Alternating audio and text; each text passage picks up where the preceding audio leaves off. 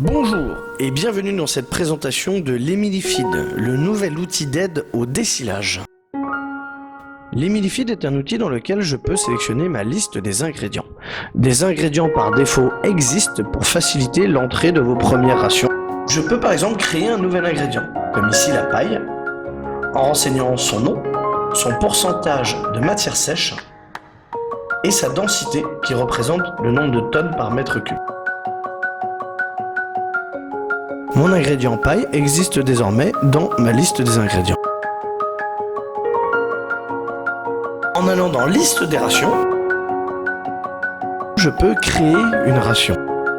Je renseigne ici par exemple la ration de mes taurillons. Je nomme donc ma ration. J'entre ensuite le volume de mon outil de distribution, par exemple 3,4 m3 pour un godet décileur.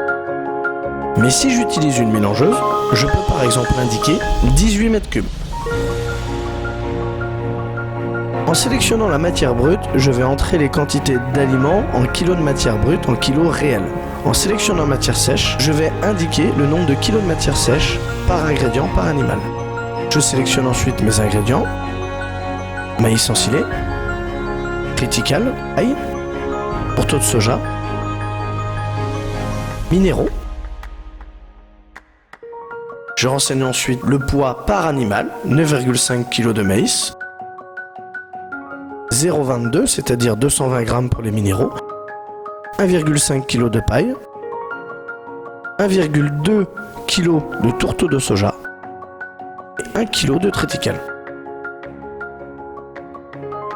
Je peux ensuite modifier mon ordre de décilage, de manière à ce que cela corresponde à mon utilisation quotidienne.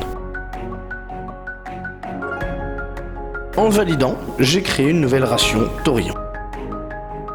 Dans l'utilisation quotidienne, je sélectionne par exemple ma ration vache laitière.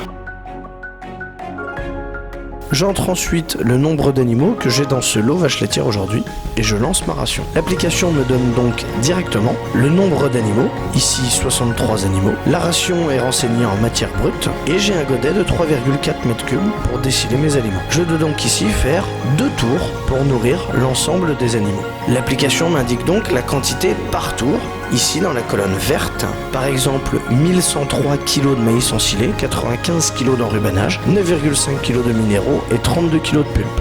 Je lance donc le deuxième tour et je termine. Autre exemple, je sélectionne la ration taurillon.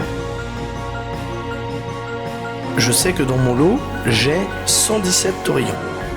Pour distribuer cette ration, j'utilise une mélangeuse 18 m3 et j'ai renseigné au préalable les quantités en kilos de matière sèche. L'application a calculé les quantités à distribuer en matière brute qui correspondent au poids réel pesé par ma mélangeuse. L'application a donc calculé ici une quantité par tour avec un seul tour à réaliser et la colonne de droite correspond également au cumul. Par exemple, si vous utilisez une mélangeuse pour laquelle un afficheur de pesée est disponible sur la mélangeuse uniquement mais que vous ne pouvez pas remettre la tare à zéro entre chacun des ingrédients, vous allez utiliser le cumul pour savoir quel poids déciler pour chacun des ingrédients. Par exemple, pour le maïs ensilé, je vais mettre du maïs ensilé dans ma mélangeuse jusqu'à 3176 kg. Ensuite, de 3176 kg jusqu'à 3520 kg, je vais ajouter du triticale.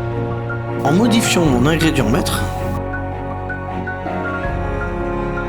j'ai modifié l'ensemble des autres ingrédients de manière proportionnelle. Cela me permet de déciler approximativement un ingrédient majeur qui représente souvent la grosse proportion de la ration. Cela permet d'avoir une ration totalement équilibrée. En cliquant sur la flèche retour, en bas à gauche de mon écran, je peux rétablir les valeurs par défaut. En renseignant ici pourcentage ration 150% et ainsi l'ensemble des aliments et des ingrédients présents dans la ration a été majoré de 50% supplémentaires en quantité.